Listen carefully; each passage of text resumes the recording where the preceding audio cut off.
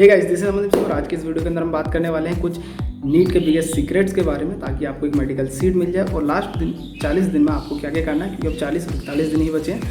तो ये आपको वीडियो है, तो आपको एंड तक देखिए। आप मेरी बातें सुन सकते हो, क्योंकि currently I am pursuing MBBS from government medical college Jagdalpur. तो ये आपको वीडियो एंड तक देखनी है, और पसंद आए तो लाइक शेयर सब्सक्राइब कर देना। तो नंबर 1 जो पॉइंट है इस वीडियो का, वो है कि आपको अभी तक जितने भी आपने सेल्फ मेड नोट्स बनाए हैं, उनको आप अपने NCERT के अंदर आप लिखना चालू कर दीजिए। क्योंकि अब जो लास्ट टाइम है, पीक टाइम, आप 3-4 के जगह आपने नोट्स बनाए होंगे, इतने सारे रजिस्टर तो उसमें नहीं होगा। आप क्या करना है, एक वेल ओरिएंटेड NCERT के साइड में जगह होती है इतनी सारी, तो वहाँ पे आप बायोलॉजी में जो भी इंपॉर्टेंट है उसको लिख लीजिए। बाकी तो मोस्ट ऑफ द क्वेश्चंस आपके NCERT से ही आएंगे, लेकिन कुछ क्वेश्चन जो बाहर से आने के चांस होते हैं, तो टीचर्स लोग उसमें मोस्ट इंपॉर्टेंट करके लिखवाते हैं। तो आप उसको साइड में लिख लीजिए, ताकि जब आप NCERT पलटे फटाफट, तो आप उन पर ध्यान जाए। और वो मोस्ट इंपॉर्टेंट होते हैं। बायोलॉजी के कुछ कोचिंग नोट्स होते हैं, उनको फॉलो नहीं करना है, क्योंकि बहुत सारी चीज़ें उसमें लिखवा के रखते हैं। बस आप NCERT पे फॉलो करोगे तो आपको मैक्सिमम मार्क्स मिल जाएंगे। और आपको ऐसा नहीं है कि 360 आउट ऑफ 360 लाना है। अब 360 आउट ऑफ 360 का टाइम है ही नहीं। आपको यदि 320 330 भी आ रहे हैं तो मैक्सिमम अच्छा है। और जो करंट पैटर्न चल रहा है, तो ईजी पेपर ही आता है बायोलॉजी से। तो मैक्स टू मैक्स क्वेश्चन आपके NCERT से होंगे, तो आपके आराम से बन जाएंगे। 340 मार्क्स आपको आराम से NCERT से मिल सकते हैं। और अभी आपको यार पढ़ना जो है ना, वो 12 घंटे कम से कम पढ़ना है, जिसके अंदर आपको 3 आवर्स का एक टेस्ट देना पड़ेगा डेली। वो भी आपके टाइम शेड्यूल 2 to 3 PM में ही देना है, क्योंकि आपको जो उस टाइम पे मोस्ट ब्रेन एकदम से एक्टिव होना चाहिए, ताकि आपका जो क्वेश्चन फ्रेमिंग पैटर्न हो आप समझो और फटाफट आंसर मारो। बायोलॉजी में आप जब पेपर कर रहे होगे तो आधा घंटे से ज़्यादा नहीं देना है टाइम। मैक्सिमम टाइम आपको फिजिक्स में देना है, और केमिस्ट्री में 1 आवर से ज़्यादा नहीं देना है। ये 2 हमारे बबलिंग फिल कर देना 1 आवर्स के अंदर। और मैक्स जो 1.5 घंटे बचेगा, आप उसको फिजिक्स को देना, क्योंकि फिजिक्स थोड़ा टिपिकल होगी, लॉजिकल होगी, तो उसमें आपको टाइम लगेगा।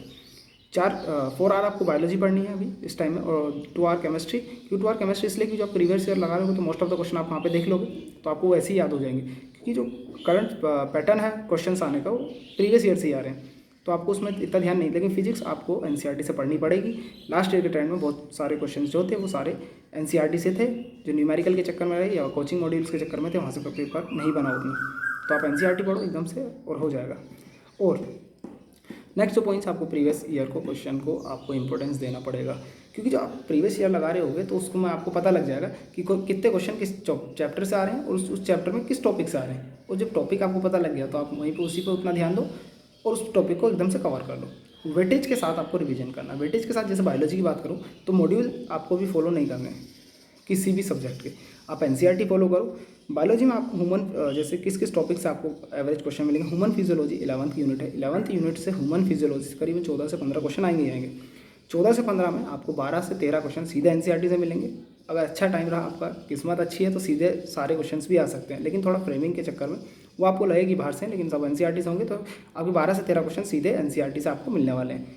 उसके बाद जेनेटिक्स एंड इवोल्यूशन। जेनेटिक्स में तो भाई आपको ऐसे याद करना है कि आप एकदम से छपा रहे साइंटिस्ट का नेम, उसने क्या लो दिया, मेंडल्स वगैरह, और जितने भी थे सभी आप याद रखो, क्योंकि लो के साथ में क्वेश्चंस आएंगे। डीमॉर्गन थियरम थी। इवोल्यूशन में आपको ह्यूमन इवोल्यूशन पर ज़्यादा ध्यान देना है, क्योंकि क्रेनियल कैपेसिटी और कौन सा जो स्पीसीज़ है वो क्या क्या काम की है, तो उसके बारे में आपसे पूछा जाएगा। फिर आए बायोटेक्नोलॉजी। बायोटेक्नोलॉजी में आपको कुछ ध्यान देने की जरूरत नहीं है, सीधा NCERT पढ़ो। 2 चैप्टर है, 2 चैप्टर में से आपको 4 से 5 क्वेश्चन मिलेंगे। सबसे पहले आप इसको कंप्लीट कर लो, तो आपको 4 क्वेश्चन मैक्सिमम बन सकते हैं। देन आपको ह्यूमन वेलफेयर यूनिट पर ध्यान देना है। ह्यूमन हेल्थ डिजीज़ आएगा। डिजीज़ में से ड्रग्स से एक क्वेश्चन फिक्स है, बाकी आपके एड्स वगैरह और जितने भी डिजीज़ हैं उनसे एक क्वेश्चन आने का चांस है, तो 2 क्वेश्चन वहाँ से मिल जाएंगे। इकोलॉजी मैक्सिमम वेटेज दे रहा है, लेकिन इससे बाहर से आने के चांस होते हैं। तो आप इसमें क्या करोगे, NCERT से जितना पढ़ सकते हो उतना पढ़ लेना। इको जो आपका एनवायरमेंटल रिलेशनशिप उनको पढ़ लेना। और इसमें जो डेट्स दी हैं, किसमें जो झूम आंदोलन है और जितने भी ये दिए हैं कल्टीवेशन वगैरह, तो उनका आप डेट्स याद रखोगे, तो वहाँ से एक क्वेश्चन आपको मिलने के पूरे चांसेस हैं। और बाकी बायोलॉजी में आपको कहीं से कुछ पढ़ने की जरूरत नहीं, NCERT पढ़ोगे सफिशिएंट है। आपको 340-350 मार्क्स वहाँ से मिल जाएंगे। 2-3 क्वेश्चन तो यार बाहर से आएंगे। फ्रेमिंग के चक्कर में आपको ऐसा लगेगा बाहर से, लेकिन कुछ बाहर से नहीं होता। NCERT में आप दे रहे हैं, क्योंकि NTA का पैटर्न एकदम से अलग हो गया और क्वेश्चन का वेटेज बढ़ गया, तो आपको चांस ज़्यादा है कि आप अच्छे मार्क्स लेके आ सकते हो। आपको थोड़ी लाइबिलिटी दी। Next come to chemistry. Physical chemistry में आपको कैसे करना है, physical chemistry, organic chemistry, inorganic chemistry. Physical chemistry में 11th और 12th का पोर्शन है, थोड़ा जो 11th का पोर्शन है वो हार्ड है, 12th का पोर्शन ईजी पड़ता है, इसलिए आप 12th पहले फिजिकल केमिस्ट्री करोगे। और सॉलिड स्टेट जो है 11th में आ गया, लेकिन सॉलिड स्टेट से क्वेश्चन फिक्स होता है, वो भी क्रिस्टल वगैरह से। 12th आप सबसे पहले करोगे, 4 से 5 क्वेश्चन मिलेंगे और आपसे आराम से बन जाएंगे। 11th की केमिस्ट्री थोड़ी टफ है। आप थर्मोडायनेमिक्स और इक्विलिब्रियम में टाइम ज़्यादा वेस्ट नहीं करेंगे। आप उसके थोड़े से बेसिक्स पढ़ लोगे तो सवाल बन जाता है। जो अभी करंट पैटर्न है उसका हीट इवोल्व हुआ है, जो उसके साइन कन्वेंशन से बहुत इंपॉर्टेंट है, क्योंकि फिजिक्स में अलग है और केमिस्ट्री में अलग है। क्योंकि फिजिक्स अंदर बैठे देख रहे हैं और केमिस्ट्री बाहर देखे, जैसे जो भी है इनका तो अलग चलता है। तो आप साइन कन्वेंशन दोनों का एकदम से याद रखोगे।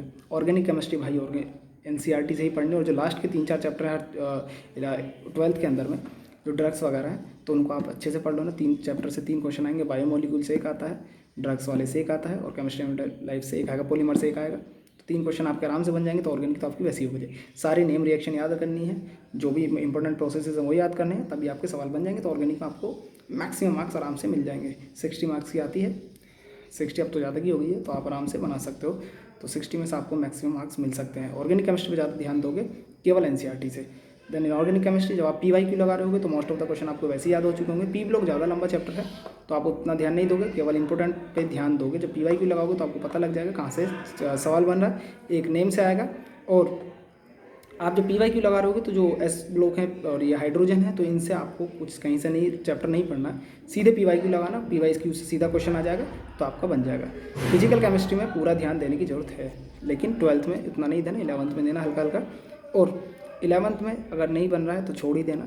इकोलॉजी, ये क्या नाम है, तो आपका थर्मोडायनेमिक्स और इक्विलिब्रियम थोड़े टफ चैप्टर हैं। बनेगा तो बनेगा, नहीं बन रहा तो नहीं बन रहा। और मोल कंसेप्ट पर ज़्यादा ध्यान मत देना, सीधा मोल निकालना। और नहीं बन रहा सवाल तो छोड़ देना, क्योंकि नेगेटिव मार्किंग होने के चांस ज़्यादा रहते हैं। How come to physics. Physics में यार 12th का पोर्शन थोड़ा इजी है, 11th का पोर्शन फिर से टफ है। 12th में आपको कैसे कैसे करना है, तो आपको सबसे पहले सेमीकंडक्टर निकालना है। सेमीकंडक्टर से आपको एक क्वेश्चन मिलेगा लॉजिक गेट से। लॉजिक गेट से 2 क्वेश्चन भी आ सकते हैं, 2 से 3 क्वेश्चन आने को उसका रहता है। एक क्वेश्चन आपका वो जो कंडक्टर रेजिस्टेंस वगैरह से आएगा। करंट इलेक्ट्रिसिटी आपने पढ़ा है तो सेमीकंडक्टर आपके लिए आसान हो जाएगा। तो आप करंट इलेक्ट्रिसिटी पहले पढ़ सकते हैं, लेकिन सेमीकंडक्टर से आपको 2 से 3 क्वेश्चन मिलेंगे। करंट इलेक्ट्रिसिटी से भी 2 क्वेश्चन मिलेंगे। तो आपको मॉडर्न फिजिक्स बिल्कुल नहीं छोड़ना भाई। मॉडर्न फिजिक्स इजी है और सवाल सीधा बनता है, और 4 से 5 क्वेश्चन आते हैं, तो आपको अच्छा खासा वेटेज दे रही है। ऑप्टिक्स लेना, फिर ऑप्टिक्स से 2 से 3 क्वेश्चन आएंगे। एक वेव ऑप्टिक्स से आएगा, एक रे ऑप्टिक्स से आएगा। रे ऑप्टिक्स में फिर एक वो माइक्रोस्कोप से आएगा। फिर EM वेव, एक क्वेश्चन सटीक है, सीधा फॉर्मूला लगाने से आंसर आ जाएगा। मैग्नेटिज्म से 2 से 3 क्वेश्चन मिलेंगे। डायरेक्शन याद रखना, उसमें सवाल बनेगा। इलेक्ट्रोस्टैटिक्स थोड़ा टफ है, 1 से 2 क्वेश्चन आएंगे। बनेगा तो बनेगा, नहीं बना तो नहीं बना, लेकिन टेंशन वाली बात नहीं है। आपको टॉप नहीं मारना है, इतने मार्क्स लाने ताकि आप सेलेक्ट हो जाओ। Oscillation and wave. Oscillation and 11th की यूनिट है, 2 से 3 क्वेश्चन फिर से देगी और इंपॉर्टेंट है बहुत ज़्यादा। वेव से आपको open organ pipe, close organ pipe में ध्यान देना है। ऑसिलेशन पे आपको फिर फॉर्मूले याद करने हैं सारे, और थोड़ा सा देखना है कि किस वे में सवाल बनाने की। आपको मैक्स टू मैक्स आपको सवाल ही बनाना है। फिजिक्स में थ्योरी कम पढ़ोगे, सवाल ज़्यादा बनाओगे। जितना बनाओगे उतने से आपका काम चलेगा। KTG से एक क्वेश्चन फिक्स है। मूवमेंट से आएगा, वो भी हीट के मूवमेंट से आएगा, तो आपको आंसर बन जाएगा। ग्रेविटेशन से एक क्वेश्चन फिक्स होगा, 1 से 2, तो वो भी आपसे बन जाएगा। मैकेनिक्स इतना ध्यान नहीं देना, क्योंकि टॉपर लोग से बनती है, एवरेज स्टूडेंट से नहीं बनती मोस्ट ऑफ द से। मैकेनिक्स आप नहीं भी करोगे, क्योंकि मैकेनिक्स से आपसे बन रहा है सवाल तो बनेगा, नहीं बन रहा तो नहीं बन रहा। लास्टली फिजिक्स में आपको ध्यान देना है NCERT पढ़ने, क्योंकि आजकल थ्योरी भी पूछी जा रही है। तो आपको ऐसा नहीं कि थ्योरी पढ़े जा रहे हो, सवाल नहीं लगा रहे। आप जो 2 आवर का टाइम है आपके पास पढ़ने का फिजिक्स, तो आप उसमें केवल न्यूमेरिकल्स लगाओगे और एक आप आधा घंटा के करीबन थ्योरी पढ़ोगे, और बाकी टाइम में आप न्यूमेरिकल्स लगा लेना, ताकि आपसे सवाल बनना चालू हो जाए। और प्रीवियस ईयर जब लगा रहे होगे आप, या एक पेपर रोज करोगे, तो कहीं से भी आपको मिल जाएगा, किसी भी साइड से। एक पेपर आप रोज करोगे तो आपको एक अंदाजा लगेगा कि मेरे कितने मार्क्स बैठ रहे हैं। यदि इसमें कम भी मार्क्स आ रहे हैं, कोचिंग का जो पेपर लगाओगे आप, जिस भी कोचिंग का, तो थोड़ा टफ होगा, तो उसमें आपके मार्क्स कम हो सकते हैं, लेकिन नीट में आपके अच्छे खासे मार्क्स आ जाएंगे। लेकिन यदि प्रीवियस ईयर में आपके कम मार्क्स बैठ रहे हैं तो आपको चिंता की ज़रूरत है। और आपको ऐसा नहीं है कि लास्ट टाइम आप डिप्रेस हो रहे हो, क्योंकि नीट में नहीं पता आप टॉप मार जाओ। तो आपको अच्छे से पढ़ाई करनी है 40 दिन के अंदर, और यही टाइम है प्रीसेस टाइम। इसमें यदि आप पढ़ लिए, नहीं पढ़े तो छूट जाएगा। 40 दिन अच्छे से पढ़ो। मिलते हैं मेडिकल कॉलेज में फिर। और लास्टली आपको AD मेथड से फॉलो करना है। AD मेथड, मेरा नाम है मनदीप, तो उसमें से निकाला हूँ। AD मतलब ऑल्टरनेट डेज पे आपको रिवीजन करना है। मतलब यदि आप एक यूनिट आज पढ़े, जैसे बायोलॉजी का, तो आपको 2 से 3 दिन के अंदर वो दोबारा से रिवाइज कर लेनी है। यदि आप नहीं करोगे तो भूल जाओगे। AD मेथड बहुत अच्छा मेथड है, हर चैप्टर आपको उसमें फॉलो करना है। फिजिक्स, केमिस्ट्री, बायो तीनों में फॉलो करना है। और AD मेथड अच्छा है, क्योंकि आप इसमें 2-3 दिन के अंदर रिवीजन मारोगे तो आपको लॉन्ग टर्म में जाएगा और आपको याद रहेगा, तो आपको सवाल बनने का। और लास्टली भाई हेल्थ पे आपको इतना ध्यान देना है कि आप इतना नहीं कि आप पढ़ते पढ़ते डिप्रेस हो गए हो। हेल्थ आपकी बिगड़ी, लास्ट 40 दिन है, इसी में आपका करिश्मा दिखेगा कुछ। यदि आप इसमें नहीं कर पाए तो सब लूज हो जाएगा। हेल्थ में आपको मतलब कैसे ध्यान देना है, आपको खाना एकदम से नहीं खाना है कुछ भी। खाओगे आप इंटरवल में खाना, 2 से 3 घंटे के बाद थोड़ा थोड़ा मील लेना। एकदम से खाओगे नींद आएगी, पढ़ाई नहीं कर पाओगे तो आपका सिलेक्शन नहीं होगा। यही है यार, 40 दिन है। मैं तो कहता हूँ 12 से 16 घंटे पढ़ना चालू कर दो। कुछ काम नहीं है अभी, खाली पढ़ना है और थोड़ा भाई सोशल इंटरेक्शन रखना। ऐसा नहीं है कि आप सोशल इंटरेक्ट नहीं कर रहे, पेरेंट्स से, यदि आप घर पर रहे तो पेरेंट्स से इंटरेक्ट करो, हॉस्टल या पीजी में तो अपने फ्रेंड के साथ इंटरेक्शन करो, ताकि आपका थोड़ा डिप्रेशन जो अभी आपके पास स्ट्रेस है वो रिलीज़ हो। और वो रिलीज़ होना बहुत ज़रूरी है। यदि आप उसमें रिलीज़ नहीं कर रहे हो तो आपको बहुत दिक्कत होने वाली है। तो यार सब ये बेस्ट वेज थे मेरी तरफ से जो मैं आपको बता सकता था कि आपको लास्ट डे में यदि आप ऐसे करोगे तो आपको मैक्सिमम मार्क्स आप गेन कर लोगे। आप एक बार फॉलो करिए इसको, मेथड को। 3-4 मेथड है, ज़्यादा नहीं है कि आपको इतना घंटे पढ़ना। आप यार किसी का टाइम टेबल फॉलो नहीं करोगे, बस ये जो मैं बता रहा हूँ थोड़ा इसको फॉलो करना।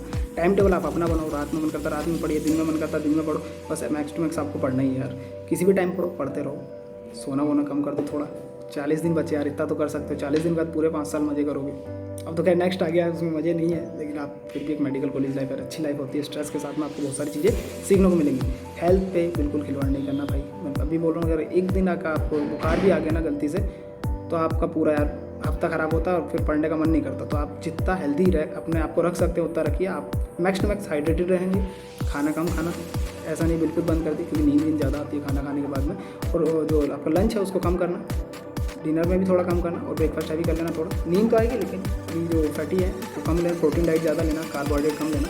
ये सब लोगे तो आपको अच्छे से मिलेगा। और यदि वीडियो पसंद आई हो तो लाइक शेयर एंड सब्सक्राइब करें, और जितना शेयर हो सकता है उतना करें, किसी की हेल्प हो जाए तो अच्छा है।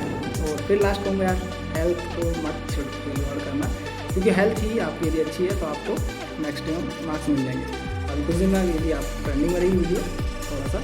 और हाँ, ट्रेंडिंग से याद आया कि आपको भाई नीट पोस्टपोन ट्रेंडिंग में नहीं लाना इस बार, क्योंकि लास्ट टाइम जो लाए थे वो बेचारे नहीं सेलेक्ट हो पाए। तो ट्रेंडिंग में जो रहोगे या तो मेडिकल कॉलेज आपको मिलेगा, बेकार मिलेगा। ट्रेंडिंग वाली चीज़ें नहीं करनी, आपको सिर्फ पढ़ाई ध्यान देना। और लास्ट टाइम ही नीट पोस्टपोन नहीं हुआ था, एग्जाम अपने टाइम पे हुआ था, तो आपको इस बार वो काम नहीं करना है बिल्कुल से। तो see have a good day, मिलते हैं अगली वीडियो के साथ। Stay safe, stay healthy, bye bye.